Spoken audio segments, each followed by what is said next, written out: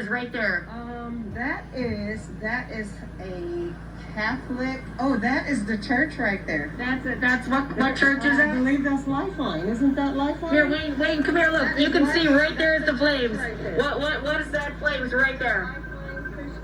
That is the intersection of Calaveras and Lake Avenue in Wow, Altadena, well, you guys have a lot of churches here. Well, where I grew up. Yeah, unfortunately. It's looking north towards the Eaton fire that's just consumed a whole lot of Altadena. Hundreds of houses were destroyed last night, including my childhood home, Is that a popular restaurant up here, guys? where my parents lived for 60 years. Oh, wow. The whole neighborhood's gone, both sides of the street, I hear. Oh, Lane, is that where you said you saw? As soon as I can, I'm going to jam up there in the end and take a look. He goes up there. He goes. That's the junior high I went to. Elliott Junior High. That's up there. Oh my God. Okay, yeah. This is like straight up apocalyptic conditions here. In my parents' apartment at Villa Gardens. You frequent this neighborhood up here. With a good caregiver today, Joel. I'm sorry to say, And my dad in hospice care. You enjoyed having breakfast in and such. Dad, things were complicated enough with your situation here before the apocalypse broke out. So I don't know why it had to get so bad. But do you have anything to say about it? The fact that you're in a hospice bed here in the last kind of chapter of your life, and all hell is breaking loose outside when you look out the window. It's truly a remarkably worse disaster than I've ever seen in my life. Wow. Hang on. Everything will get worse. Did you say, hang on, maybe it could get worse? Yeah. You're such the optimist, Dad. That's been one of your lines. Hang on, it'll get worse. But how much worse can it get? You know?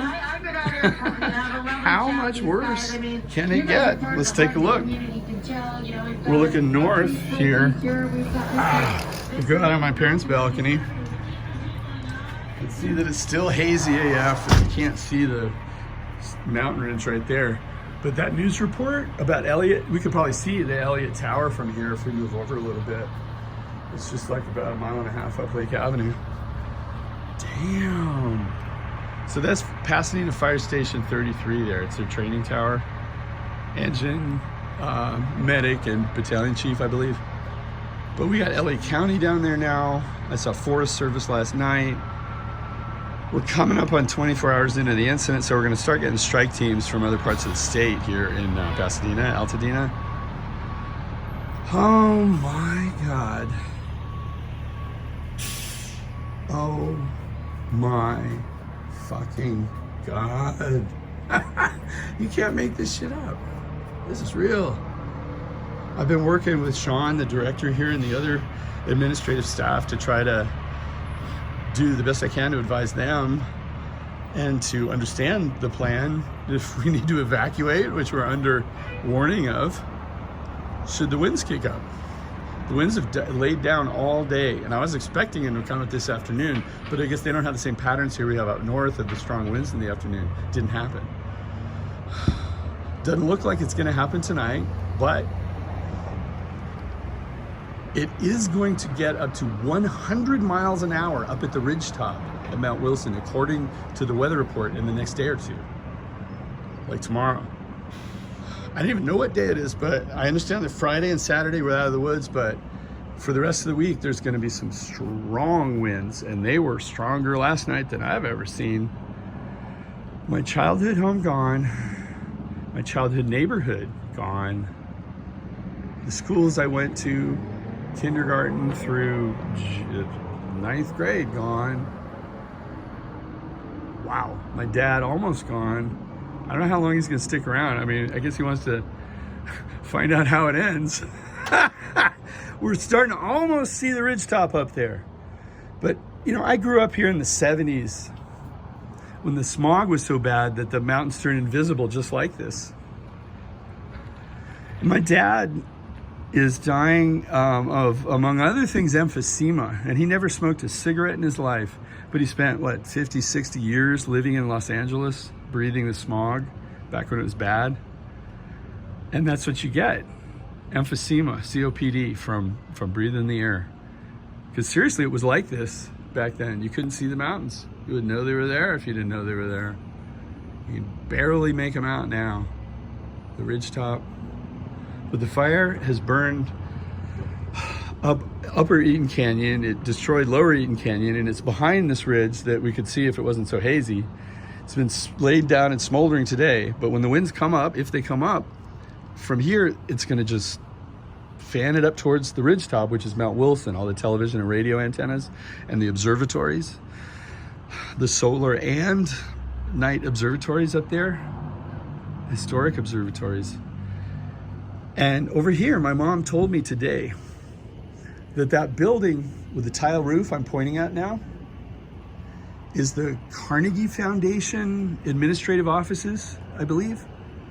It is where Albert Einstein, when he was a visiting professor at Caltech in the 1930s, Albert Einstein walked the halls of that building right there. And next to it, to the right, is a Carnegie building, the one with a kind of cupola, blue cupola thing on the left. That is where the Institute makes the lenses for the telescopes at observatories like Mount Wilson. And one of my parents' neighbors, George Preston, was a professor at Caltech of astronomy, and he worked at Mount Wilson Observatory and Lick Observatory up on Mount Hamilton, southeast of San Jose. He's a jovial man, really tall, always has a twinkle in his eye, but not last night. He came to dinner, but he didn't want to talk, but he said he needed to be around people to mourn the death of his grandson. There was a head-on MVA on an on-ramp on the 134 in Pasadena yesterday, I think. Both drivers were killed. The innocent driver was George's grandson. He was 30 years old. So I'm up on Eaton Canyon last night talking to the CHP officer, and I mentioned this, and he said, "You didn't hear this from me, but we on his laptop, the other driver's laptop, they found a suicide note. So it was a murder-suicide. This guy killed George's grandson to kill himself." Wow. Wow. Suicide's already the most selfish thing a person could ever do, because it destroys their loved ones. Generational trauma. So selfish, just for a little relief from something that you're gonna have to go through anyway next lifetime. So, man, these are days of terrible beauty. And the synchronicity is like moment by moment. It's amazing. And I gotta wind this up because we're 8.5 minutes into it. Oh my God. So I wasn't gonna tell George what happened to his grandson. I don't know if he'll be informed or if it'll come out in the news, but I did see him today as I was talking to Sean, the building director, and the other people from higher up corporate in the lobby, which is the incident command post. Here comes George with this walker and a very loud neon green Hawaiian shirt shuffling across the lobby with what looks like a granddaughter. And I went up to him as he entered the bistro, their little cafe, and I said, "George," and put my hand on his shoulder and I said, "Can I give you a hug?" And he turned and looked at me out of that corner of his eye, a little mischievous look, and he said, "Yes." And I gave him a really long, tight hug, and I said, "Really sorry about your grandson. And I know my father would express his condolences if he wasn't in a hospice bed, unable to walk now." And he said, "It's not only that, my son just lost his house too. All his worldly possessions gone." Wow.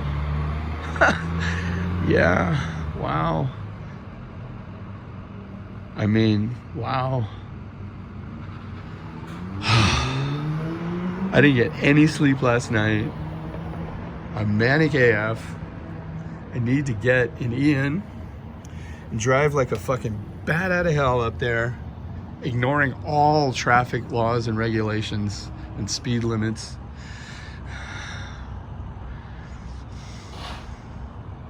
And see what my childhood home looks like.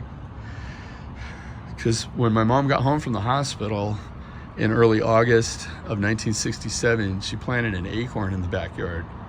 So that tree is exactly as old as me. 57 and a half years. And I hope it's still there. I hope it's still there. I know the house is gone. I know the house is gone. I know the house is gone. But I'm gonna go up there and I'm gonna put my hand on the trunk of that tree. It's gotta be still there. Fuck, it's huge. It's twice as tall as the house. It's still there. Oh my God. I'm gonna lean my forehead against the tree who, I don't know what its name is. Oh my God. And I'm gonna have a good cry. There goes the LA County Fire Helicopter. The first aircraft I have seen on this incident over the San Gabriel Valley. I'm serious, no aircraft. I don't know if they were over in Pacific Palisades or if it's too smoky or windy to fly or what. I saw a Black Hawk, like a LA County Black Hawk on the news 20 minutes ago. Damn, that looked like a Huey, I couldn't tell. It's one of those yellow and white LA County fire helicopters that I hitched a ride with when I crashed a motorcycle up on Angeles Crest Highway. They flew me from the pavement down to the roof of Huntington Memorial Hospital, where I was born, where I thought my father was gonna die, but no, he's gonna die at home here. When that is up to him. But I don't know how much, I don't know how much more he can stand. I mean, damn. Woo. After that accident, I did a week-long solo backpack trip up in the San Gabriels on this southern face of the San Gabriels. I heard a bear one night. Because there are, or were, what is it, black bear, brown bear? They relocated some delinquent bears from the Sierras. And so they bred, and so these bears wander down into the neighborhood in Sierra Madre and Altadena, wander in people's backyard, and it's like Yosemite and shit. Damn, and I wonder how they're doing. How many of them died? A lot of animals died. A lot of plants are now no longer alive. The whole face of this mountain that you can start to see as the sun gets lower in the west, the angle of the light will change, and normally there's like an alpenglow on this face of mountains. I don't know if we'll see that today. We saw one aircraft so far. I was expecting the cavalry. I was expecting air tankers doing retardant drops on this face like happened in 1973. I remember seeing from my front lawn. I missed 93, but damn, this trumps them all. But no aircraft, no tankers, let alone the 747. They're in Pacific Palisades where the mansions are in the States. And here in Pasadena, the resources they had last night, they committed to the flank of the fire where the expensive homes are in East Pasadena. And this morning you could tell that the smoke was much less over here, and over here was dense with houses burning, entire neighborhoods and blocks burning. This is the poor west side of town, the black side of town. This is the rich white side of town. Resources were allocated over here at the expense of here. And you could see the results this morning with thick black clouds going up from West Altadena, where John Muir High School is, where I went to high school in 1985, class of 85. Fuck! Oh my God. It's all gone. It's all gone. It's all gone. And yet, much remains. And we know how Phoenixes are. Your dad's gonna die Any day now. Could be any moment now. And it's been my mission to prove to him that the worst doesn't always happen, right? I fucking crashed a motorcycle and almost died to prove to him that you can crash a motorcycle and the worst doesn't always happen. You know, and it gave me a wonderful career as a paramedic. And I don't regret that accident one bit. I'm so grateful for that experience of that accident that initiated me as a first responder.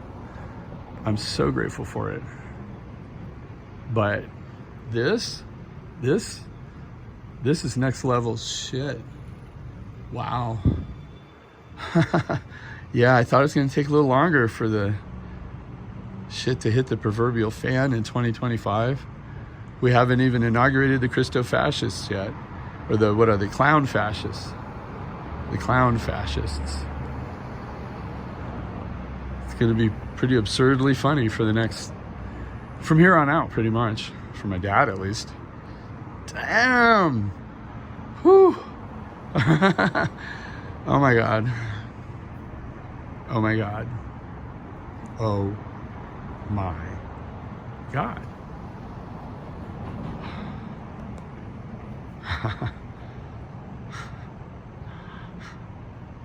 I have a picture of that training tower that I took when I was 7 years old on an open house day. It's black and white and they have it laddered. Some fake smoke blowing out of the window. Who knew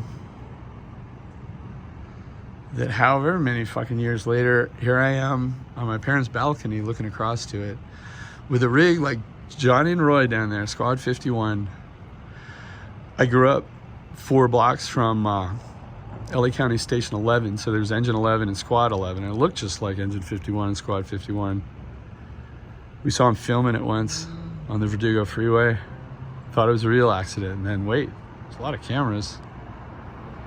Yeah, that happened. Damn. I wonder if Station 11's still there. There's a sheriff's substation next to it too. Wow. I'm gonna wrap this up.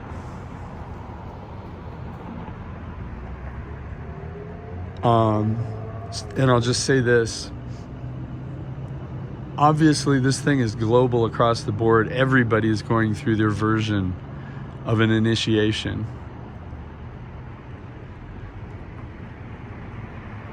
Everybody's going through their own version of an apocalypse, which means to reveal what had been hidden.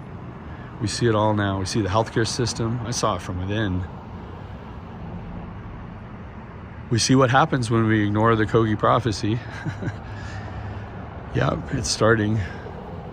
They say that 1 year from now, there will only be 30% of life left on planet Earth. How is this possible? Well, after last night,